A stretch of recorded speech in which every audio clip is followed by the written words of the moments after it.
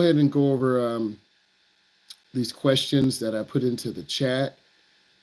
And the first thing I want to talk about is defensive driving. I need all of you to put in some questions as beginning drivers. So take a moment, think, what is defensive driving? How are you going to learn? How's it really going to help me? I'm going to explain real life situations. This is how we learn. If I was a doctor and a heart surgeon, well, doctor, have you ever held a patient's heart? Of course I have. The heart is not beating because it's out of the body. But once it's in the body and all the blood vessels are hooked up, everything is hooked up, you shock the heart, you get it started, and you make sure blood is pumping. Have I seen accidents? Have I seen people killed? Yes, I have. Is there a lesson behind it? There's always a lesson behind driving. And this is why you hear. If I was your age, 15 or 16, number one, I couldn't teach drivers that because I need to be over 21. And number two, I don't have any real life experience. So it's kind of like having a young teacher in chemistry. They're really not sure. First year out of college, they don't know how to do lesson plans. They don't know how to manage the class. You don't really respect them. But as a person gets a few years of experience, then you're saying, okay, this person, I respect them because my cousin had them or my best friend had them and she is in college now and she's doing really well. So I need all of you to put some questions into the chat about defensive driving. And then what I'll do, I'll just cut and paste it in again. I need all of you to respond and we'll break this down. So the first question is defensive driving. Good evening. How are you? I feel a lot better. I was really messed up in the car. I was very emotional, and I'm still emotional. I got a lot of emotion going on. Hey, how are you? So defensive driving. Number one, you don't want to crash, right? Defensive driving is I don't want to hit someone.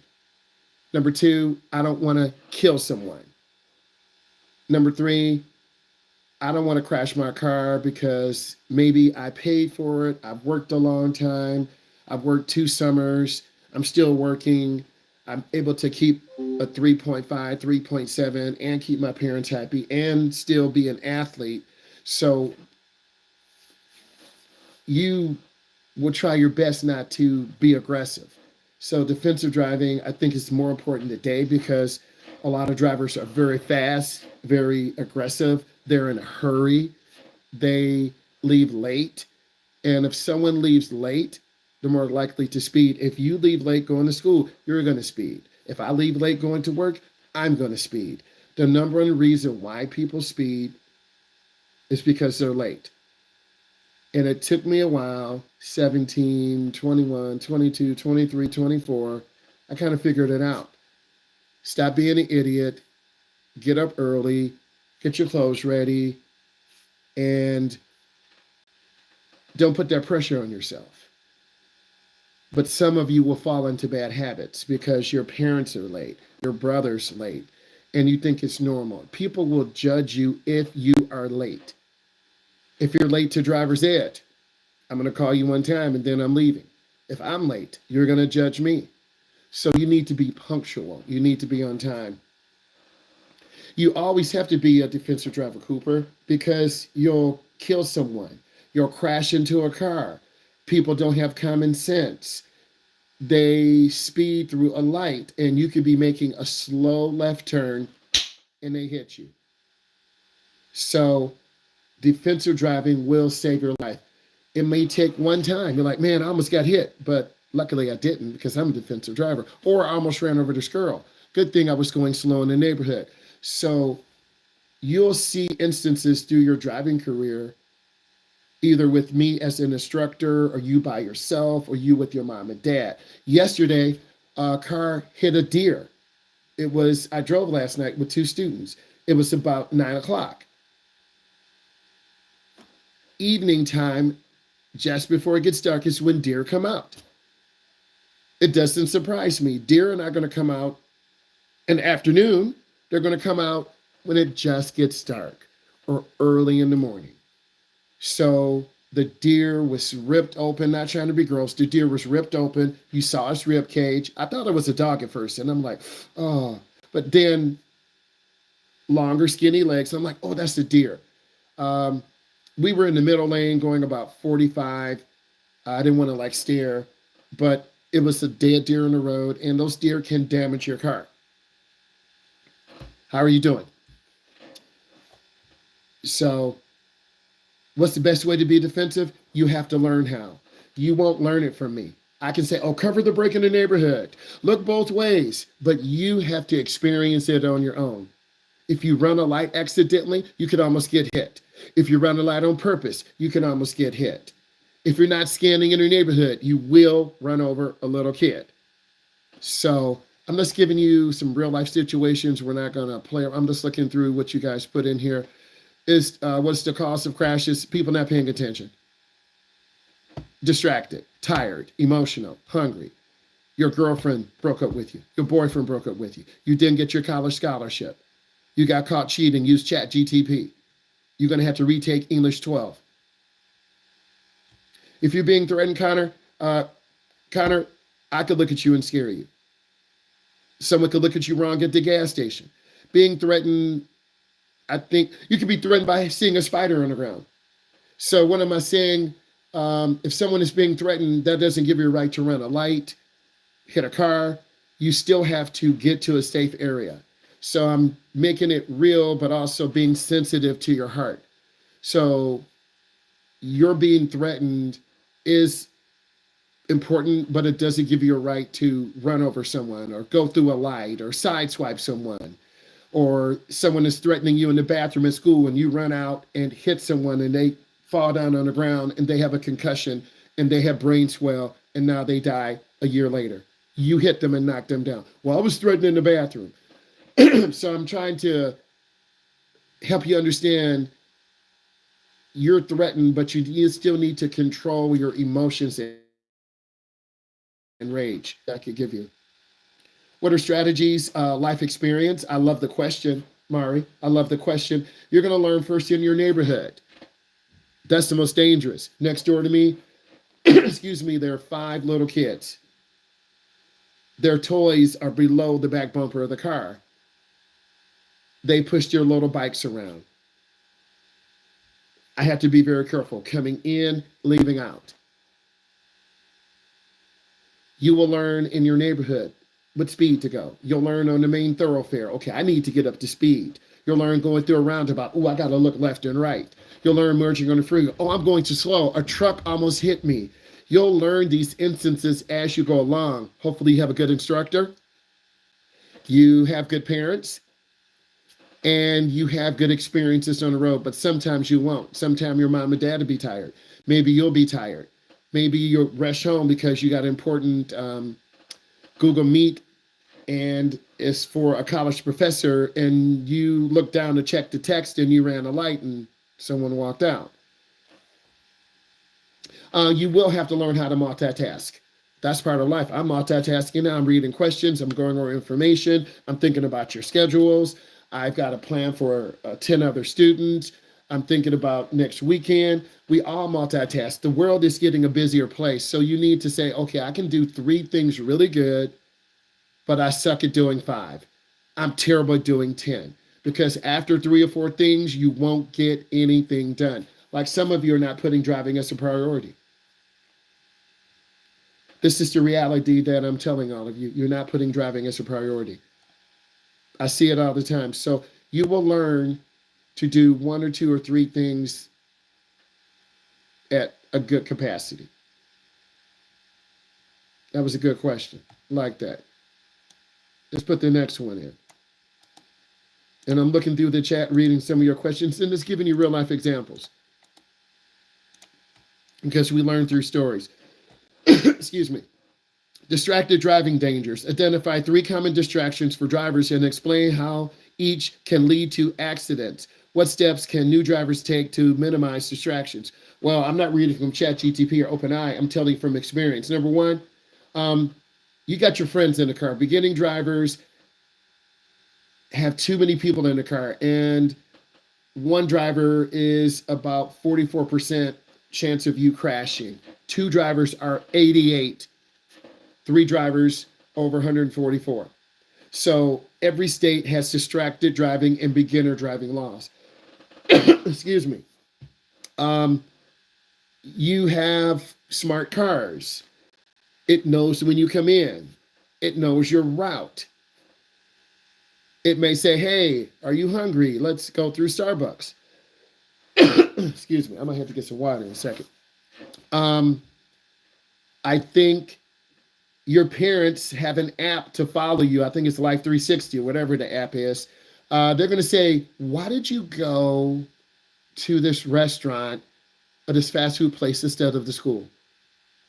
I was hungry. You ate breakfast. Now you're going to get into an argument, but you can't lie because your parents are tracking you.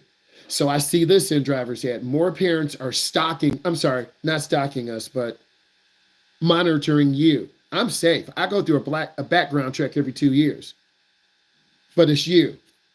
And I had one mom, true story, young lady was driving. She took the turn too fast. Her mother texted her in the middle of the lesson, said, I saw you on the global positioning thing. You took that turn at 40 miles an hour. I said, wow, this is where we are today. So your parents are going to be watching you. And for some of you, you need to be watched. Others of you, it's kind of embarrassing.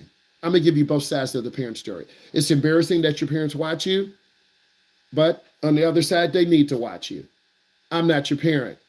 So your parents will be monitoring us when we do figure eights, when we go around the block 10 times, making 12 right turns, 12 left turns.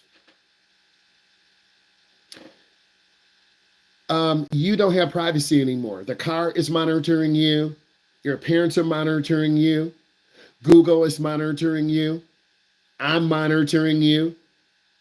So someone is always evaluating us. Other distractions of food. We all eat. We're all hungry. You're going to go through a drive-through one day. You're going to get a mocha frappe. You're going to get a juice, a pop, whatever. Your friends are eating. You're going to eat in the car. So you want to try to minimize that.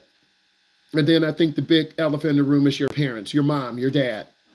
They're going to be really watching you the first 6 months, and they should, because you don't know how to drive. So, and I'm giving you a parent perspective, a uncle perspective, a driver's ed perspective. Some of your parents are going to be very, very hard on you.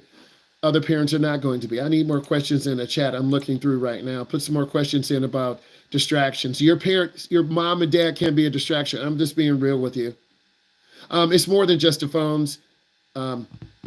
Madeline, it's more than just the phones. You are a businesswoman.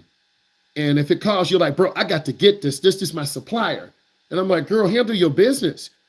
You should pull over first, right? Because you're a businesswoman. It's high stakes. You're trying to make your money. You're trying to build your empire. Phones are a big distraction. Your friends are a big distraction. Your parents will be a weird, like, parent cloud over your head. Like, if you make a big mistake, your mom's going to freak out. If you make a small mistake, your dad will be chilled. Whoever's in the front is your co-pilot. I'm giving you advice. I'm giving you tips. You should get your permit as soon as possible. Will my driving teacher be a distraction? It depends.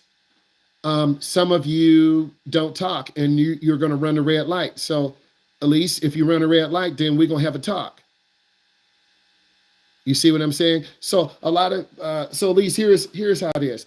You're driving a 4,000-pound weapon, and the light just turned red, and you don't stop. If I don't hit the brake, you're going to kill someone. So this tells me you don't know what you're doing. And I have to be very blunt, Elise, and not hurt your feelings, but also you're trying to kill me. So now we got to talk. This is why a lot of parents will never be driver's ed instructors. This is why a lot of adults say, how do you do this job? So I think it's a balance, Elise. I have to tell you what to do because I can't assume you know what to do. When you first get into the car, you're going to be driving in the parking lot. Okay? I'm telling you right now. So this is a good real life situation. I see your question. So when we first get into the car, We're going to drive through the parking lot, going up and down the aisles, making right turns, making left turns. I want to see you turn your head and look to the right. Why? Because you're going to the right. I want to see you turn your head and go to the left. Why? You're going to the left. There's a stop sign at the end of the parking lot. We stop.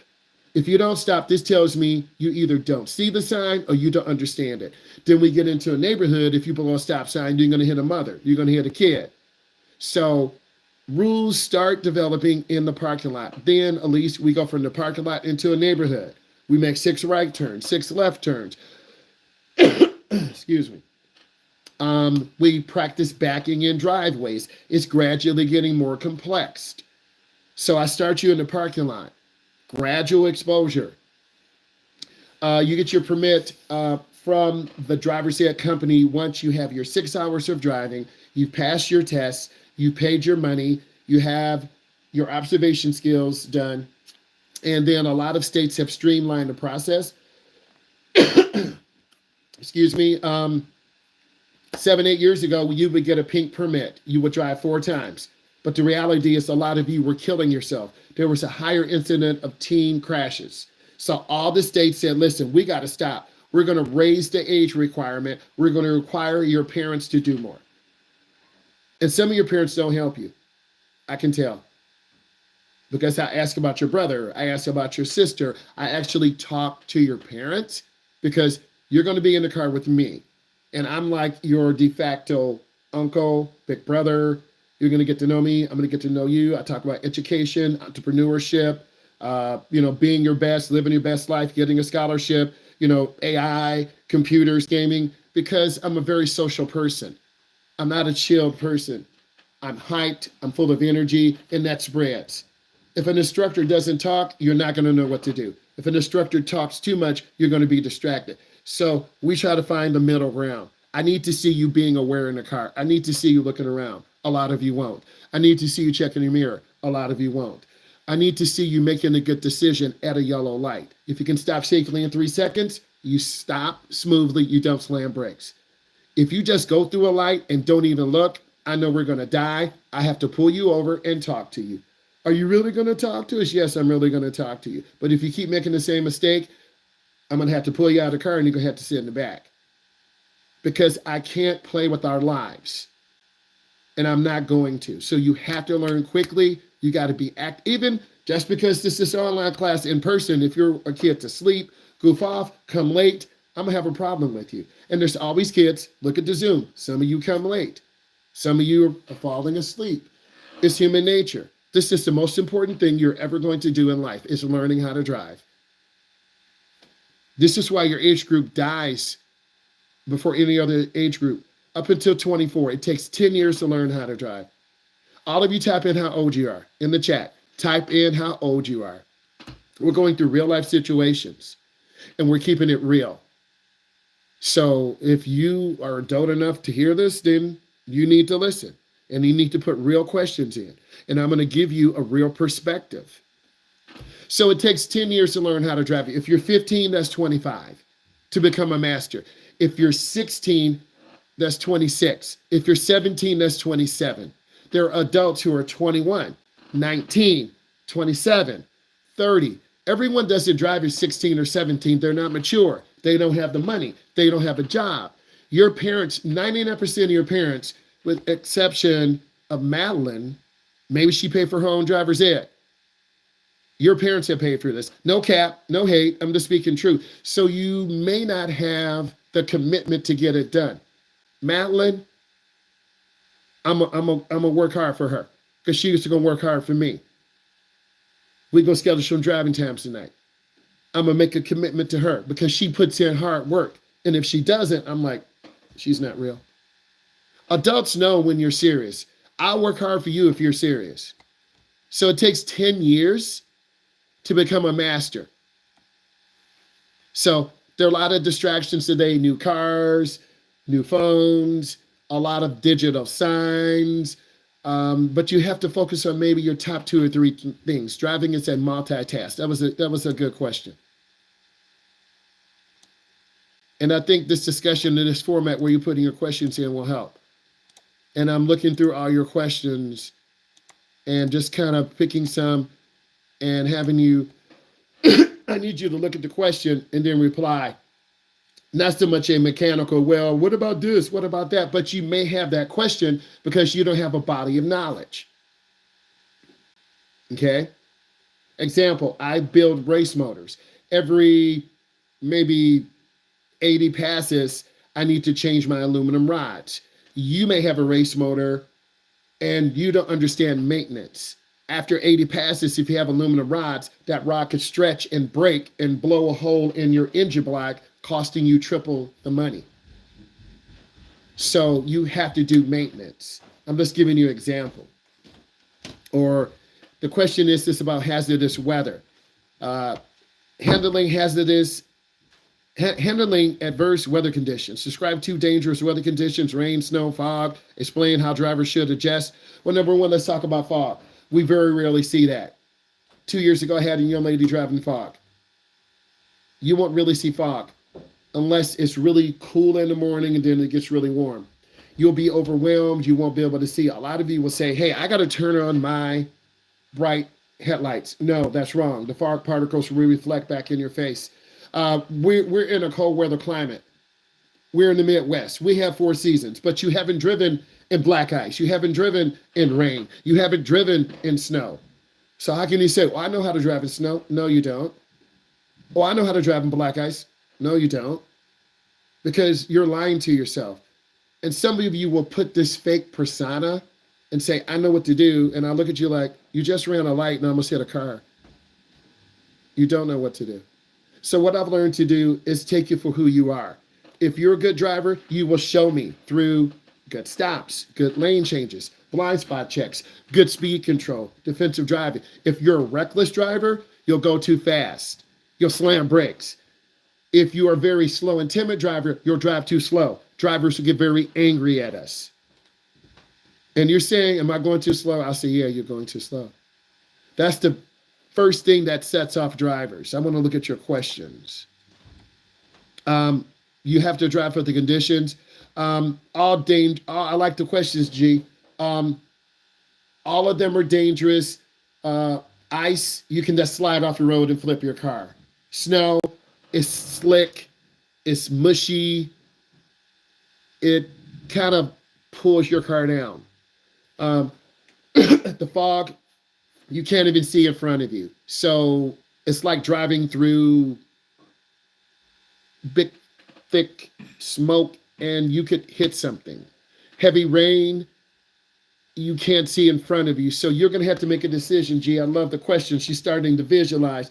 You have to decide, when is it too dangerous for me to drive? And then sometimes the state police will send you an advisory, no matter what phone you're on. Hey, we recommend that drivers don't drive for the first 2 hours or the first hour. There were a lot of crashes last year on major interstates in our area because drivers were driving too fast for the conditions, ice storms, because the temperature drops at night. Victor, you have to learn through experience. And you're going to get a little bit with me, but it's going to be your mom. It's going to be your dad. It's going to be you driving around the state, going out of the state. You will get that experience, but if your parents are very protective, and many of them are, you won't get the experience. I'm looking at more questions.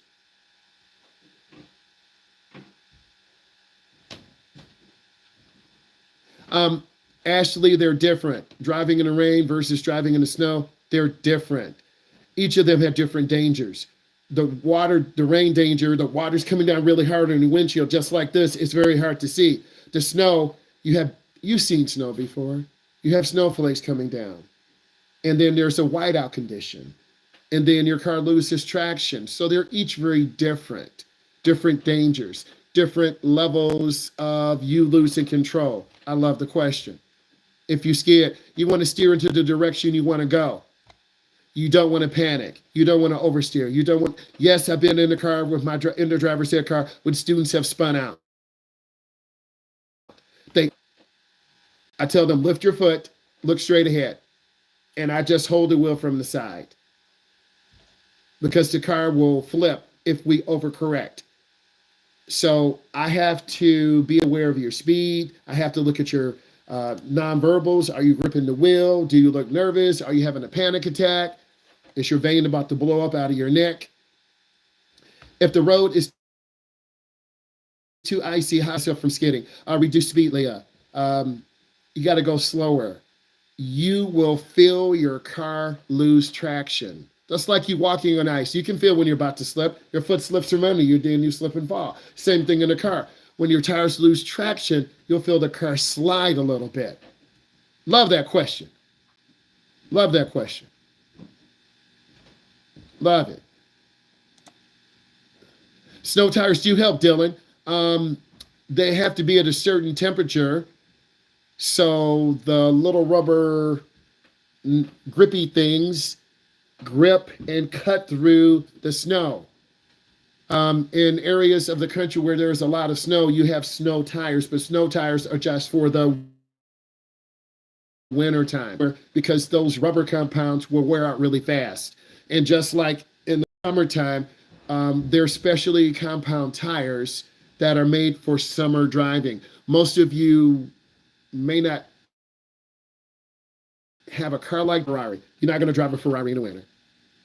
Or most cars have all season tires. Okay, good question. Do snow tires? Yeah, they do help prevent, but you still can slide and roll your car over. I like the questions. We're doing, oh, hold on. We're doing good. I like the question. Some of you are starting to really visualize. I can tell because I'm a visual person too, and I'm a car enthusiast just like some of you. Okay, I put the next question in. I'm going to read. New drivers should safely share the road with pedestrians, large trucks. What are the key differences in handling these two situations? If you want to talk about drifting, there's a right way and a wrong way. Most of you are not professional drifters. Those male and females, they're sponsored by Red Bull. They're sponsored by Ford. They're sponsored by companies. They have shown and proven themselves on social media. They have a specially designed car. So a lot of you are saying drifting, you're using your mom and dad's car doing a donut in the school parking lot and you think you're a drifter. You post a video, you get 100 likes. But then your parents' friend said, you know what, Martha, I know you like that name. Martha, I saw your car on Facebook and that's definitely your car. And then your mama's like, come here. And you're clowning around. So you're not a professional. I'll be going to see the professionals very soon. So anyone can slide in a circle in the neighborhood, but there's, for entertainment value, there's to regain steering control. So pedestrians are stupid. Drivers are stupid. Pedestrians will walk right in front of you and expect you to stop. The law is on their side. I say that in a very warm and real way.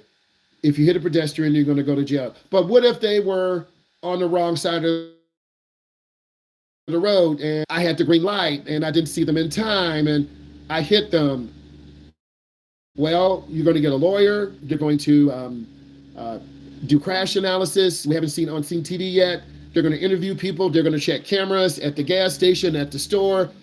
They're going to pull video. And if you truly didn't see them, then you'll be okay. But if you hit them and you could have went to go to jail, always be real. You have to stay focused. Do large trucks? Large trucks do have large blind spots. It's called the no zones. Left side, right side, front and back. We have a good video on that.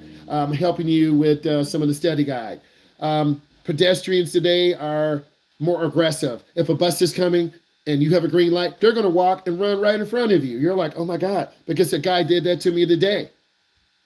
He was less than 5 feet from me. I had a heart attack. I'm like, oh, he's going to get killed. And he walked right past my door. A lot of people don't have cars, and you guys will find out. In your small world, you have a teenage world. You don't have an 18-year-old world. You don't have a 20-year-old world. You don't have a 24-year-old world. You have a 15 to 16 world. What is your world? Homework, homework, teachers telling you what to do, your parents telling you what to do, your own social media, TikTok, YouTube, Instagram, Snap. That's your life. When you get 16 to 18, you should have your license. You're probably going to be working, getting a job. You might save for a car. Your teachers are still going to tell you what to do. Your parents are going to tell you what to do. Your coach is going to tell you what to do. When you're 18 to 20, you definitely should have your license. You should be working. You should be a freshman in college somewhere. You should be at a community college working in a skilled trade. Your boss is going to tell you what to do. If you got a problem with that, then I guess you won't have a job. Someone is always going to tell you what to do, ladies, men. Someone's always going to tell you what to do. My principal tells you what to do. My boss tells me what to do. We work together. If you're a doctor, the head of surgery will tell you what to do. Okay, you have 3 heart surgeries today. I need you here at 4:30 in the morning. You get there at 2:45 a.m. You have 5 hours to do this surgery. I need you at the next one at 7:02. Wow. You get paid $500,000, but you have a schedule. Trucks do have blind spots. I think a lot of people, jaywalkers are people who walk not at the crosswalk, and they could get hit. Downtown areas, downtown Detroit, downtown Houston, Texas, downtown. So more people jaywalk. They walk between cars. They're on the phone. We almost ran over someone last summer. They were on the phone. My eyes got really big. I was like, and I just squeezed the brake. I saw them out of the corner of my eye. My students were looking down at her hand. I squeezed the brake. She said, "Why'd you do that?" She almost hit someone because she wasn't looking up at the intersection. So they're going to look at who was jaywalking, how fast were we going. There are a lot of different factors. I'm not a lawyer, but one of my students' mothers will be. I'm just looking at what you put in there, see if you have any questions. Okay, if the line's in the road. If you can't, so in the wintertime, you won't be able to see the pavement markings. You're going to have to guesstimate where your lane is. And yes, in some areas of the hood or different areas, all the pavement markings are worn out. You need to try to get your car balanced. You don't want to be too far to the left, too far to the right. You want to have lane visual, hold on. You want to have reference lines. That's the word I want to use. You want to have reference lines. And a lot of you haven't developed reference lines yet. That's where you're learning how to keep the car straight, a reference line, establishing reference points, turning, moving forward, making right turns, left turns. A lot of you will look down. You want to look up, like walking down the hallway. Elise asked me that question the first day. Walking down the hallway at school. All of you know how to do that, but in the car it's different. It's wider, it's bigger. We have a longer hood. You're going to hook the right and hit a pothole, put the car into the ditch. I've had students do that. Get stuck in the snow because they're not listening to their instructor. You're very scared. Trust me. I have to trust you with my life. Let's go to the next one. I'm trying to give you all a realistic perspective of what it's going to be like in the car. Everyone's different. Some kids are very nervous. Some kids don't like authority. Some kids think they know how to drive and you don't look left and we almost get hit and I have to hit the brake. And then you look at me and I look at you and then I stop you and then you get mad. We can't have conversations like that. The consequence of impaired driving. What are the legal, physical, and emotional consequences under the influence, right? How can peer pressure influence this? The answer is anything. Okay, you're on Adderall. That's a medication. You're on a pain medication. You play softball. You hurt your shoulder. You took too many pain pills. That can influence your driving. Your dad, your uncle has a classic car at home. He started his car up early in the morning. You got to go driving. There are gas fumes coming in the house. That makes you kind of dizzy, kind of lightheaded. I'm trying to give you real situations. It's not just drugs. It is alcohol. It could be medication. Your friends will say, "Come on, man, come on, let's go over to the house. They're drinking, man. They're doing. I don't. Come on, man, come on. This girl likes you. This guy likes you. It's gonna be fun, man. All the cool. Like I'm good, but some of you can't say no. Peer pressure. Would it be easy not to take medication before? It depends. I'm not a doctor. Thank you for reminding me. If some of you are on anti-anxiety medication, attention deficit medication, please let me know because I was driving a young lady last summer. Her attention deficit medication was wearing off about 4:15. We were driving at 4:30. She was driving very good the first few minutes, but then she would kind of lose focus and drive sideways. Literally, they could turn, and she wasn't. So if you're taking medication, let me know because I have experience with this because a lot more of you, younger drivers and adults, are taking medications. So I need to know. Yes, I can. What are some common crashes? Running a light, rear-ending a car, not stopping at a stop sign, not keeping your car in the lane. Um, you have to have vehicle control. It depends on the state. It depends on the accident. We can look at some of the rules and laws. I'd like the questions. Um, just let me know what type. Send me a text. Let me know when it wears off because I'm an educator and there's students in school who are on these medications and it may make you gain weight. It may make you lose weight. It may make you have acne. It may slow you down too much so you can't process information. I try to give you that driver's ed perspective so you can be a safe driver. So thank you for sharing and I will definitely help you, my brother. So you just got to be aware and talk to your doctor. Hey, I'm getting ready to start driving. Should I be taking this when I'm driving? Oh, you're okay. Or should I change my time when I'm driving? You got to be careful with that. If you're taking your medication at 8 in the morning, it'll last you through the whole day. We drive later in the day. So driving takes a lot of mental brain power. Defensive driving. You want to maintain good control. Scan the road. Avoid aggressive drivers. You'll see more aggressive drivers today. That's the one thing I can tell you. Grandma's tailgating us. Younger drivers cut. We saw three teens in a F350 with 20, no, with 36s on there. They were racing this Jaguar. Two girls in the Jaguar. They were racing last night. Diesel truck. That's that peer pressure. My car's going to be faster. Distracted driving, phones, eating, passengers. So it's three guys in the car. This was after we saw the deer that got hit. I remember that.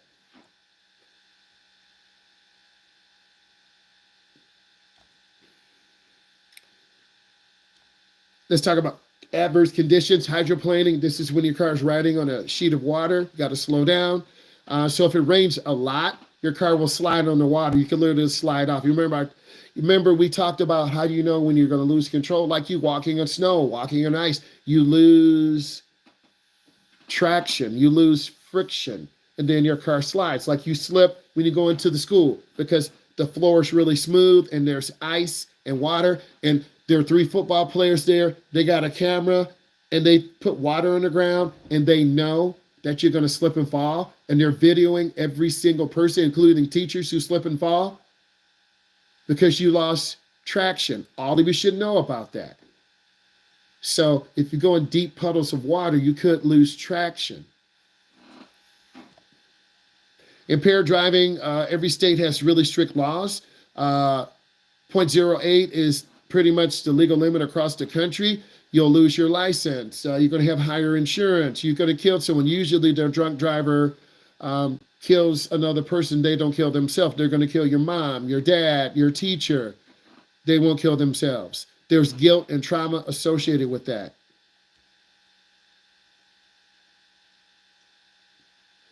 I'm going to hit navigating roundabouts because you're going to face those. Over the last 2 or 3 years, we have more roundabouts. So I'm going to put this in. We're going good on time. Roundabouts. I need money too. I need a 5090 video card. I need a new water cool system. I need new aluminum rods for my HBC out in the garage. I need a new camera. You got to work. So navigating roundabouts, they will freak you out. Many of you will go in too fast. We want to go in slow. You have to look to the left or to the right to yield to cars that are in there. So that's that multitask. You asked about multitasking. You've got to drop your speed to about 10.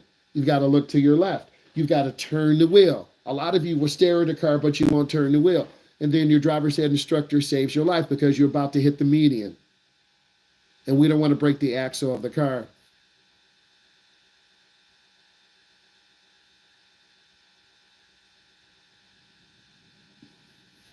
You need to reach out to me. Check my stand store. Sign up for a coaching call. Then we can talk. So roundabouts are relatively new in the last couple years. We have to go through those to prepare you for your driving test. It reduces pollution. It reduces traffic congestion. Roundabouts are safer because they're less conflict points. Four-way stops are very confusing. The first car to get there is the first car to leave. I'm trying to give you a snapshot so when you get into the car, you're less nervous, but you will be. You will be. What is the roundabout? It's round, Victor. They should have some in Mexico. They may. No cap, no hate. It's a round intersection. Instead of being square, Victor, it's round. There's a stop sign at every opening. And cars already in, the car getting ready to go in has to yield. At a regular intersection, cars are going across or up and down. Greater chance of having an accident. I love the pureness. I love that. That's great. We're almost done. Yeah, I'm making you work. I like the questions. Where do you go when there's an opening like at an intersection? Dylan, you're thinking. Okay, if you're making a left turn and there's an opening and it's big enough, you make your turn. Dylan, if you're making a right turn and cross traffic to your left, if there's a big enough gap, you make your turn. I can tell Dylan is visualizing an intersection from what he is saying. That's when I know you're starting to visualize yourself driving. That's when I know.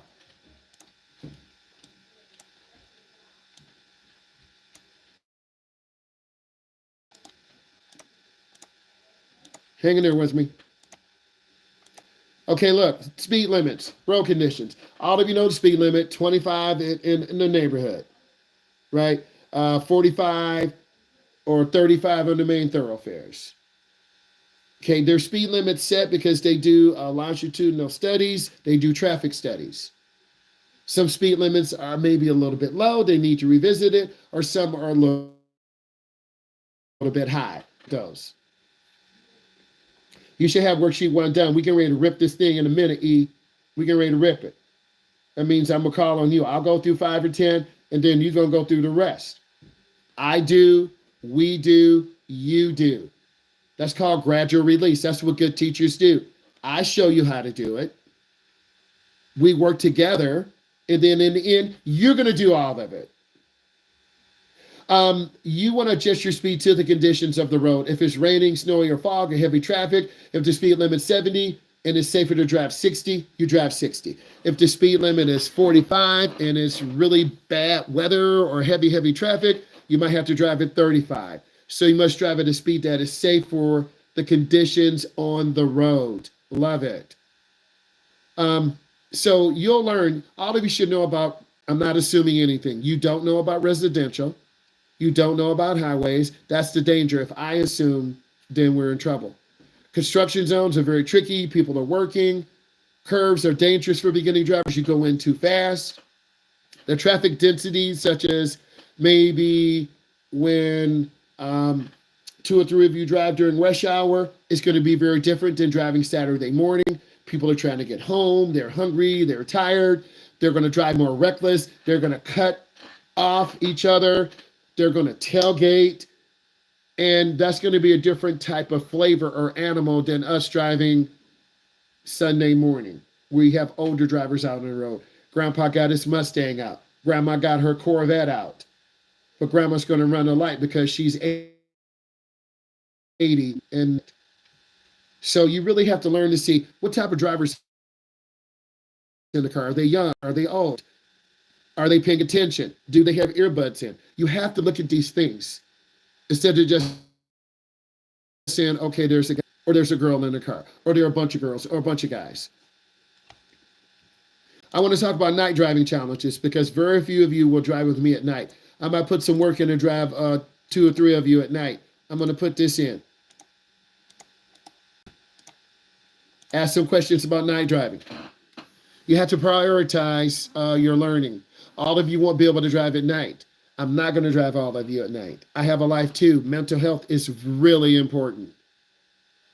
Maybe a couple nights during the week, I might drive some people who have a difficult schedule, but I have to be fresh and ready to go on the weekends. I do the majority of my driving on the weekends.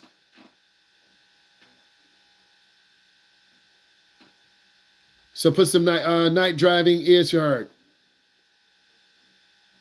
You have glare. Your windshield has to be really clean. Your headlights have to be clean. If you're a beginning driver, you're going to have a lot of light in your eye, which for a lot of you will struggle on your first couple night drives because you won't be able to see and your car will drift off the road.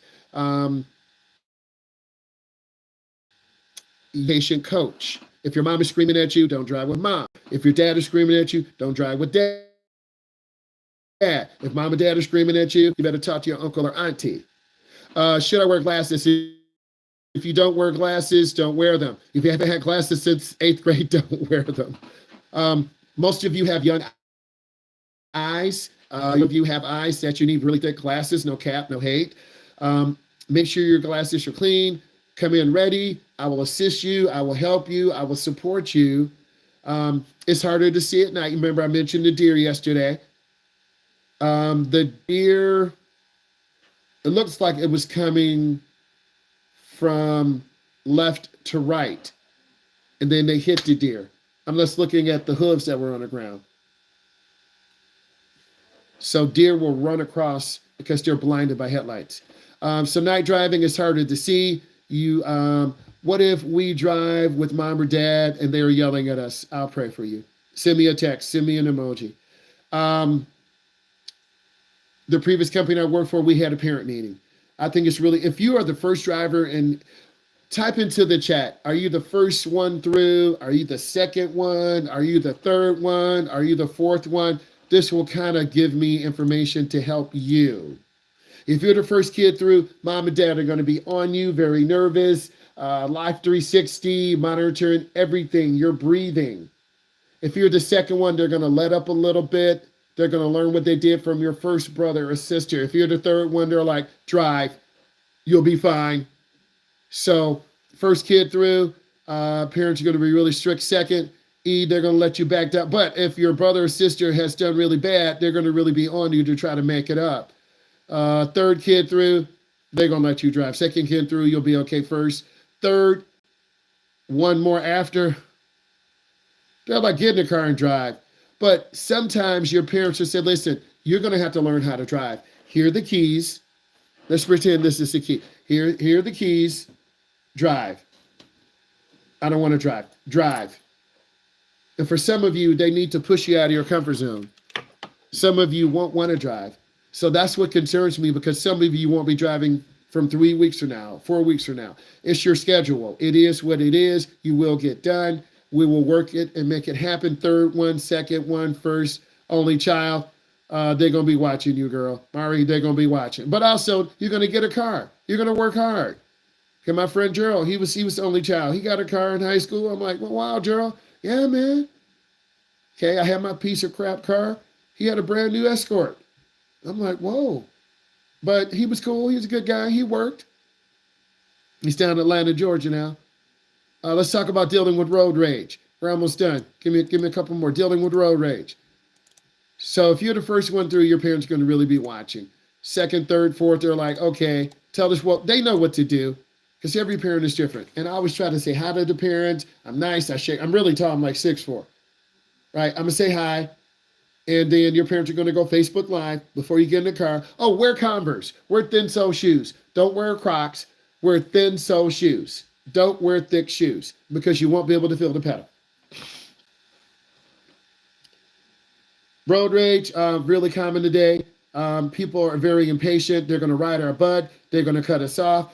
I'm just being real with you. I'm not going to lie, but I try to keep you calm in the car. And sometimes I don't tell you the danger. You have to keep your speed up. You have to stay with the flow of the traffic. I'll say stay with the flow. And if you do that, 8 out of 10 times, we're okay. If there's heavy traffic, you got to keep space. A lot of beginning drivers are very slow accelerating. How can you identify someone they want to kill you, Mari? Um, they're they'll change lanes to the left. They'll cut back to the right. They'll get back to the middle. They'll, if the traffic's going 50, they'll go like 60. There's always indicators, and you'll see someone popping up doing that, and I'll try to point that out to you. Why are some people such idiots on the road? Because we live in a world of idiots. They think they're the only ones. There's always a bigger idiot than them. They don't care. Why? What do you do if someone is braking hard and accelerating fast? Dylan, keep space. I love that. Space will allow you to learn how to increase your file. It's one car length for every 10 miles an hour. Yes, if you're driving crazy or late somewhere, they're going to call 911 on you. Hey, I have a driver. I have Victor who's driving really reckless. They don't know your name. He's in this pickup truck. His license plate is 1, 2, 3, 5, 6, 7, 8. I'm joking. They're going to call the police on you. A lot of people have dash cams. I always speak truth. Hold on. What do you do? Okay, braking hard. There are a lot of idiots in the world. They're driving faster than the flow of the traffic. How are you supposed to respond to someone beeping at you? Ignore them. Ignore them. Because if you worry about them beeping at you, you're gonna look and then we rear into someone. So you gotta learn to just keep balance in the car, keep peace in the car. What happens legally if you are caught road raging? You will get a ticket for reckless driving. You could lose your license. You could pay a heavy fine. Occasionally you see on the news people who are road raging, they just ram someone's car. The police arrest them. So people are on the edge of losing their mind. That's the world we live in today, but it doesn't mean that you can lose yours. You got to keep calm. Like if I'm not feeling good mentally, I shouldn't be driving tomorrow. I know what I have to do. You don't know where your limits are yet. Good question. I'm going to hit you with vehicle maintenance and then, okay, vehicle maintenance is your parents are doing maintenance on the car, unless your mom and dad are mechanics and you grew up seeing them put motors in cars and taking motors out and you know how to put a motor in and do that. Maintenance sucks. Most people go to an oil change shop. You drive in, there's a underground pit. Someone loosens up the oil filter. They drain the oil out. The person up top, once the new oil filter's in, they put oil in, they check your windshield wiper blades. It's more convenience. But if your mom and dad love cars, I'm changing my oil. I want to jack up the car and put the jack stands under. Son or daughter, you're going to lay on the ground with me and we're going to take this apart. Dad, I love it. Mom, I love it. And then you got a classic Corvette, a classic Mustang. Some of your parents really love cars like that. Some of your parents don't even know how to work on cars. Fortunately, I grew up with those OGs who knew how to work on those Impalas, those Chevelles, those 454s, those 426 Hemis. So you learn to appreciate maintenance. Oil, tires, brakes. How do you know if your car battery will die? The car won't start as quickly as possible. In the wintertime, it turns over really slow. In the summertime, the heat is very bad on the battery too. So your car turns over slow, about every 4 years, 5 years. Type in what you learned, please.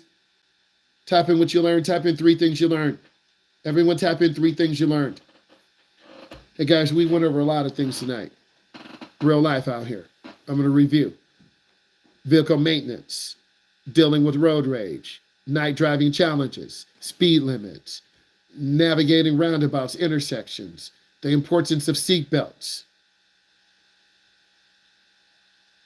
the consequences of impaired driving.